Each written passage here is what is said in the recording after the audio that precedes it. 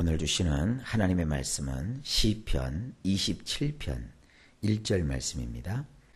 오늘은 성경 속에서 발견하는 치료의 명약 11번째 시간이 되겠습니다. 성경에 보게 되면 특별히 시편이나 이런 구약을 보면 하나님은 우리의 목자가 되시고 우리는 그분이 기르시는 양이라는 표현이 나옵니다. 하나님은 목자고 우리는 양입니다. 우리는 주변에서 양을 키우지를 않기 때문에 이 말씀이 몸에 우리 마음에 와서 탁 붙지는 않습니다. 그런데 이스라엘의 풍습을 이렇게 보게 되면 목자와 양의 관계는 생명의 관계입니다.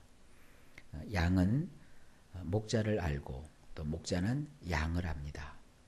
그리고 목자는 양의 이름으로 그들을 부릅니다. 그리고 양이 죽으면 목자는 그 책임을 홀로 져야 합니다. 그래서 양과 목자의 관계는 뗄래야 뗄 수가 없습니다. 목자는 양에게서 털과 고기와 또 젖을 얻습니다. 그리고 양은 목자의 돌봄을 받고 있어야 비로소 생존하게 됩니다. 자, 이런 목자와 양과의 관계 속에서 양된 우리의 입장을 한번 생각해 보십시오. 어쩌면 우리 가운데는 자기는 한 발자국도 뗄 수 없는 아주 연약한 어린 양이라고 느끼는 분이 있을 겁니다. 주위에 다른 사람들을 보면 어쩜 그렇게 모두들 강하고 알찬 재능들을 가지고 있는지 부럽기까지 하죠. 참 세상에 훌륭한 사람들이 많고 잘난 사람들이 많고 교회 밖에 세상에서도 그렇고요. 교회 안에 와도 보면 다 사람들이 나보다 더 행복해 보이고 나보다 더 많이 가지고 있는 것 같고 또 나보다도 저 멋지게 인생을 살아가는 것처럼 여겨지게 됩니다. 물론 이 세상에는 나보다 잘났고 나보다 능력 있는 사람들이 많이 있습니다. 그런데 기억하십시오.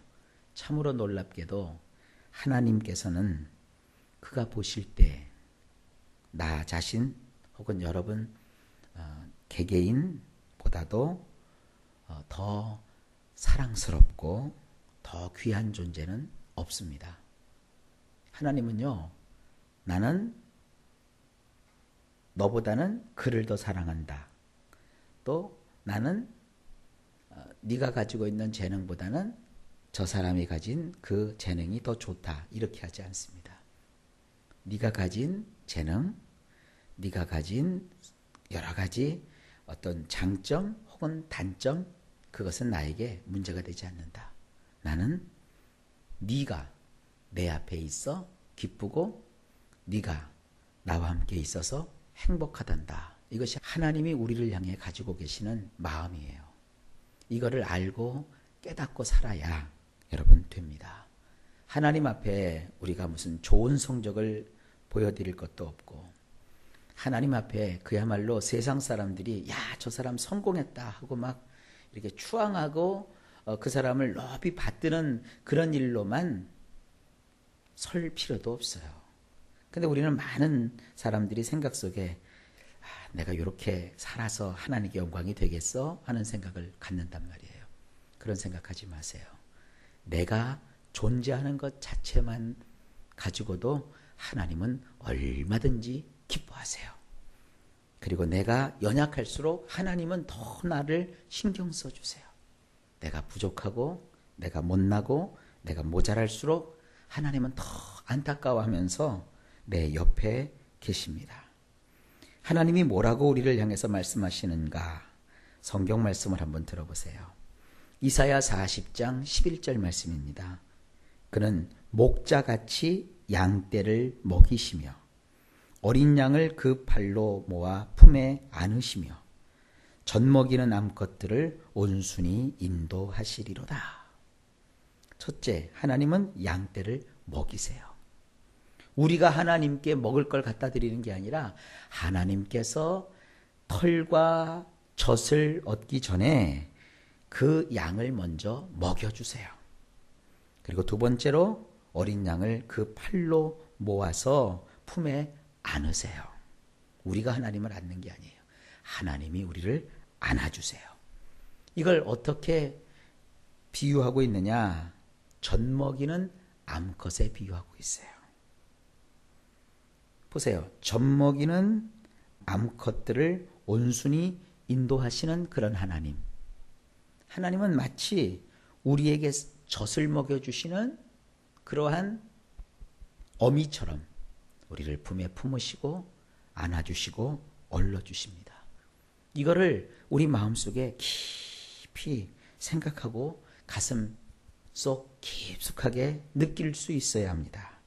힘에 겨워 더 이상 한 발자국도 앞을 향하여 떼지 못할 만큼 삶이 곤고하고 힘들 때 하나님께서 하나님의 품속으로 우리를 끌어안고 안아주신다는 이 확신을 우리가 가질 수 있을 때 하나님 주시는 안식을 누리게 됩니다. 하나님은 곤란한 가운데 처했을지라도 주님을 변함없이 사랑하는 연약하고 상처받은 자들을 향하여 각별한 사랑을 가지고 계십니다. 그 사랑을 어떻게 표현하시는가? 오늘 본문입니다. 시편 27편 1절 여호와는 나의 빛이요 나의 구원이시니 내가 누구를 두려워하리요. 여호와는 내 생명의 능력이시니 내가 누구를 무서워하리요. 하나님은 우리의 빛이라고 말씀하고 있습니다. 사람이 힘들고 어려울 때 보통 나는 지금 어둠 속에 처해 있다 이런 표현을 쓰지요. 그런데 놀랍지 않습니까? 하나님은 그 어둠 때문에 오히려 빛을 환하게 비추어 주십니다. 내가 어두울수록 하나님은 더 광명한 빛으로 나에게 비추어 주십니다. 내 마음이 우울해지고 내 삶에 칠흑 같은 어두움이 깔리고 또 모든 것이 불투명하고 모든 것이 희망이 사라진 듯한 그러한 어두움 속에서 오히려 하나님은 빛을 나에게 비추어 주시는 분이십니다. 하나님을 바라보십시오. 그리고 두 번째로 하나님은 나의 구원이라고 했습니다.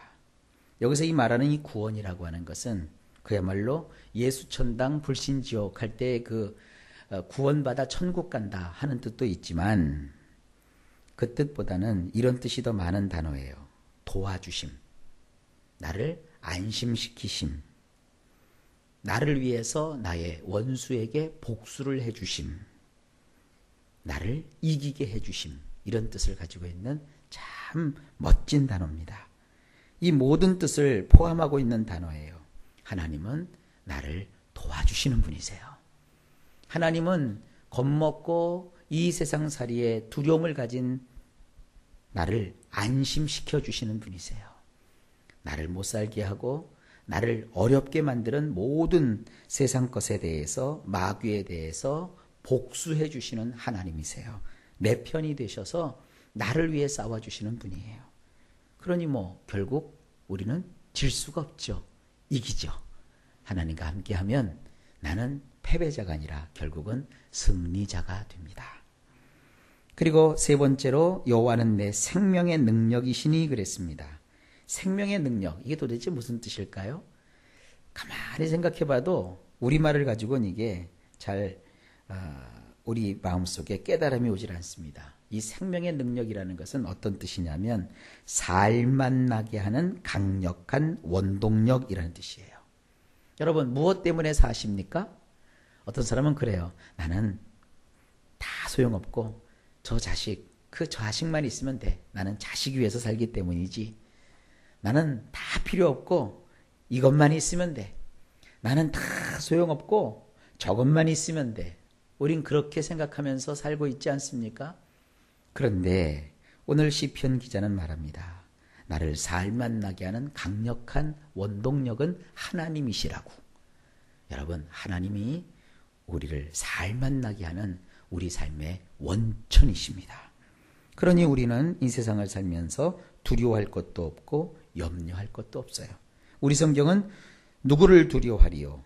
누구를 무서워하리요? 그렇게 번역하고 있는데 이것은 두려워하지 않는다.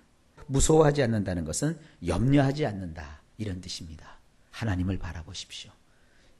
수시로 혹은 시시로 하나님이 나에게 빛을 비추어 주시고 나를 품에 품으셔서 도와주시고 이기게 해주시고 나의 인생을 살맛나게 하는 원동력이 되신다는 사실을 생각하면서 두려움과 염려를 떨쳐버리시는 여러분이 되시기를 바랍니다.